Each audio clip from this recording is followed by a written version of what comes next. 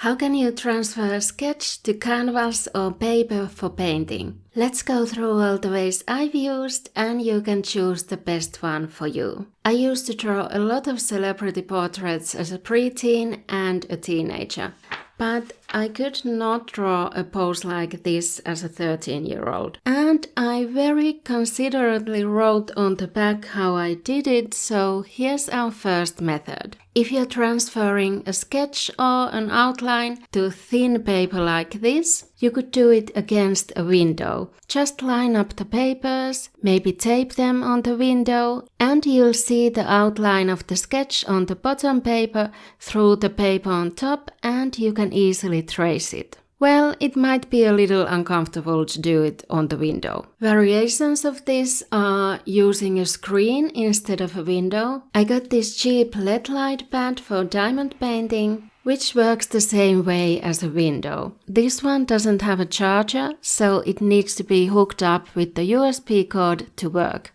But there are portable ones too. You could also try making a DIY light box using a glass or a transparent box and a flashlight or a LED lamp under it. It works the same way the light pad would. Or if what you want to trace is on your device, you could trace it directly from the screen, as long as that's not going to damage your screen. But those aren't going to work for every situation. If you're transferring the sketch onto thicker watercolor paper that you can't see through, or a canvas or cardboard or wood or some other thicker surface, you might need some kind of a transfer paper. The first option is something you might have at home: baking paper.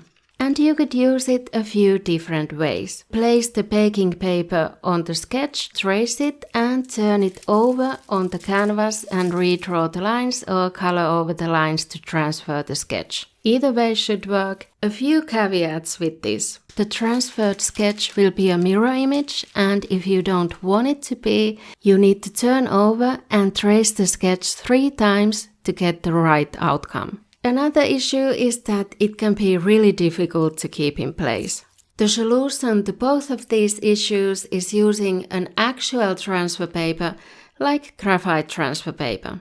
And that's where you place the sketch on your canvas or watercolor paper or cardboard or whatever you're painting on, and you can tape it down to the exact right position so it won't move. And then you put the graphite transfer paper between the sketch and the painting surface, darker side down, and just redraw the sketch. Whether the transfer paper moves or not doesn't matter, because your sketch is still in place. You can try different tools for tracing the sketch. Maybe it's a pencil, maybe it's a ballpoint pen. Check under the transfer paper to see if the transferred sketch is too light or too dark. Even if you want to first just transfer the outline and paint a base color and then come back and transfer more details of the sketch, you can do that by leaving the sketch attached and just turn it to the back and paint, and then turn the sketch back over and put the transfer paper underneath. You can keep using the same transfer paper multiple times. Sometimes you'll want a light colored sketch onto a dark background, and that's when different colors transfer papers come in handy. But is the pencil sketch going to smudge your painting? Here's what you can try to prevent that from happening for acrylic and oil painting. See you there. Something you might have at home.